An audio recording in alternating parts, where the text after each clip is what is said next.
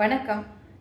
குழந்தைங்களுக்கு படிப்பில் வந்து ஃபோக்கஸ் இல்லை, கம்மியாக இருக்குது, அவங்க கான்சென்ட்ரேஷனை இம்ப்ரூவ் பண்ணுறதுக்கு என்னென்ன யோகா ப்ராக்டிசஸ் இருக்குது அப்படின்னு சில பேரண்ட்ஸ் வந்து என்கிட்ட கேட்கறது உண்டு.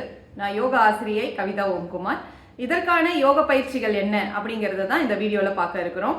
அதாவது தாடாசனா அப்படின்னு சொல்லக்கூடிய இந்த தாடாசனா ப்ராக்டிஸ் ரெகுலராக நீங்கள் செய்ய அதாவது குழந்தைங்களுக்கு வந்து நல்ல ஃபோக்கஸ், கான்சன்ட்ரேஷன் இம்ப்ரூவ் ஆகும். அவங்களோட ஹைட்டு கூட கொஞ்சம் இம்ப்ரூவ் ஆகும்.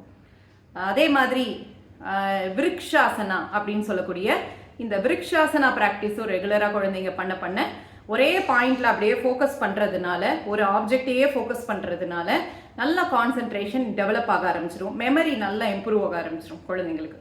இதை தொடர்ந்து நாடி சுத்தி பிராணாயமம், இந்த பயிற்சியை ரெகுலராக குழந்தைங்க செஞ்சுட்டே வர அவங்களுக்கு மைண்ட் வந்து கொஞ்சம் வந்து அமைதியாக ஆரம்பிச்சிடும். தாட்ஸ் வந்து ரெடியூஸ் ஆக ஆரம்பிச்சிடும். அதே போல் இதெல்லாம் பண்ணிட்டு அவங்க வந்து கொஞ்சம் அமைதியாக கண்ணை மூடி பிரெத்தோடைய அந்த இயல்பான போக்கை கவனிக்கணும். அதோடைய இன்ஹலேஷன், எக்ஸலேஷன் அதை ஜஸ்ட் ஒரு 2 minutes டெய்லி அப்சர்வ் பண்ணுறதுக்கு சொல்லி கொடுக்கணும். எப்படி இன்ஹலேஷன் இருக்குது, எப்படி எக்ஸலேஷன் இருக்குது அப்படிங்கிறத அப்சர்வ் பண்ணுறதுக்கு மைண்ட் அப்சர்வ் பண்ணக்கூடிய அந்த மெடிடேஷன் ப்ராக்டிஸ் பண்ணணும். இந்த பிரெத்தை, முக்கியமாக பிரெத்தை அப்சர்வ் பண்ணக்கூடிய இந்த பிரெத் மெடிடேஷன் ப்ராக்டிஸ் பண்ணணும்.